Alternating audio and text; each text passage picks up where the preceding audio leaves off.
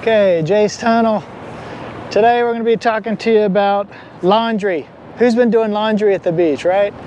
No, I'm here to dispel that theory. People say, why are all these people leaving all these laundry baskets out at the beach? Well, these aren't actually laundry baskets. These are from the shrimping industry. So shrimpers use these for their catch. So put shrimp in them, bycatch, you know, all kinds of stuff. And they're made out of plastic. So you know, whenever they get old, they crack and break up.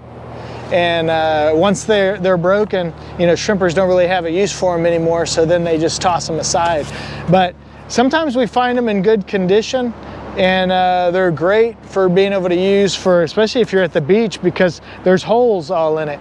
And you know, you can take your stuff to the beach. If it's sandy, shake it all out, wash it out, and then, you know, throw it in the back of your truck or your car, and just keep stuff in there. It's real handy. We do find all different colors. You know, the orange is a pretty common one that we find, but there are some other color ones that we find. Some of them are pretty messed up. The reason you'd want to be able to get these off of the beach, you know, you can take it home to use it, of course, but like I said earlier, the sun, once they're in the sun, like any type of thin plastic starts breaking apart and it gets into smaller pieces, and then it could be available for, you know, animals to eat, things like that. So you want to make sure you get it off of the beach. But okay, I just wanted to make sure people knew that people aren't doing their laundry at the beach.